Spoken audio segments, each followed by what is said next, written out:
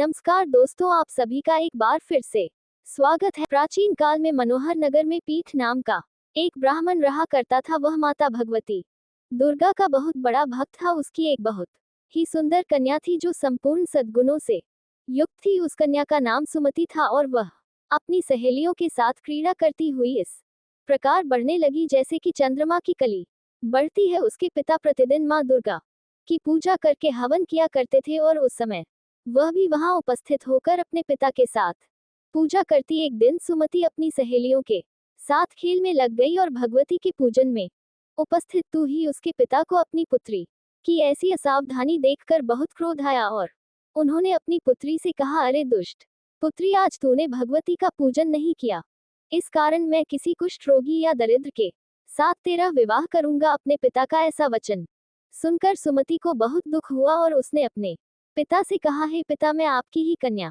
हूँ और सब तरह से आपके अधीन हूँ। जैसी आपकी इच्छा हो वैसा ही करो। आप चाहे मेरा विवाद किसी से भी कर दो, पर होगा वही जो मेरे भाग्य में लिखा है। मेरा अटल विश्वास है कि हम जैसा कर्म करते हैं हमें उसी के अनुसार फल मिलता है, क्योंकि कर्म करना मनुष्य के अधीन है और फल देना ईश्वर के अधीन। ने अपनी कन्या के इस प्रकार के वचन सुनकर ब्राह्मण ने गुस्से में अपनी कन्या का विवाह एक कुष्ठ रोगी के साथ कर दिया और बहुत क्रोधित होकर अपनी पुत्री से कहने लगा, हे पुत्री, अपने कर्म का फल भोगो और देखते हैं तुम अपने भाग्य के भरोसे रहकर क्या कर पाती हो। पिता के ऐसे कड़वे वचन सुनकर सुमति के मन में विचार आने लगा कि मेरा बहुत दुर्भाग्य है कि मुझे ऐसा पति मिला। इस तरह अपने दुख का विचार करती हुई वह कन्या अपने पति के साथ वन में चली गई और उन्होंने उस वन में वह रात बहुत ही कष्ट से विदाई। उस गरीब बालिका की ऐसी दशा देखकर माता भगवती उसके पूर्व पुण्य कर्मों के प्रभाव से प्रकट हो गई और उन्होंने समिति से कहा, मैं तुझसे बहुत प्रसन्न की, तुम मुझसे जो चाहे वरदान मांग सकती हो। भगवती दुर्गा का ऐसा वचन सुनकर सुमति ने कहा, आप कौन है वह मुझे बताएं। ये सुनकर भगवती देवी ने कहा, मैं आदिशक्ति भगवती हूँ, मैं ही ब्रह्मविद्या और सरस्वती हूँ। प्रसन्न होने पर मैं प्राणियों के दुख दूर कर देती हूँ और उनको सुख प्रदान करती हूँ।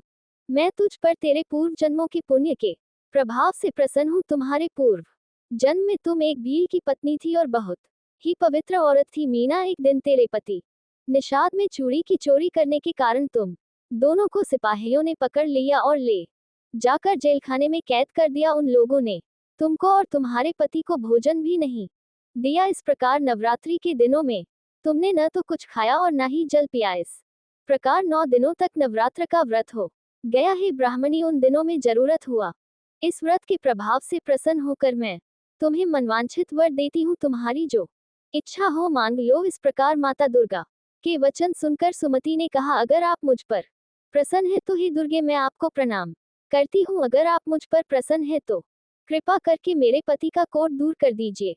देवी ने कहा, उन दिनों जो व्रत तुमने किया था उस व्रत का एक दिन का पुण्य पति का कोढ़ दूर करने के लिए अर्पण कर दो। उस पुण्य के प्रभाव से तेरे पति का कोढ़ दूर हो जाएगा।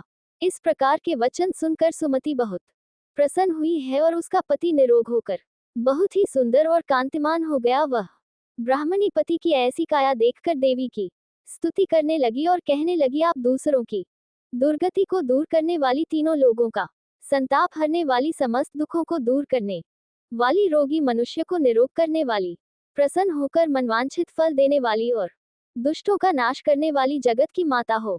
मुझसे निरपराध अबला को मेरे पिता ने एक पुष्टि मनुष्य के साथ विवाह कर घर से निकाल दिया। पिता के तिरस्कार से मैं वन में घूम रही हूँ और अब आपने मेरा उद्धार किया है। हे बेबी, मैं आपको प्रणाम करती हूँ, आप मेरी रक्षा करना। सुमति की ऐसी स्तुति सुनकर की देवी बहुत प्रसन्न हुई और उन्होंने उसको अति बुद्धिमान, धनवान, कीर्तिवान और जितेंद्रिय पुत्र शेर उत्पन्न होगा ऐसा वर दिया। तो इस प्रकार देवी भगवती ने सुमति पर कृपा करी। जैसे कृपा माता ने सुमति पर करी ऐसी कृपा हो।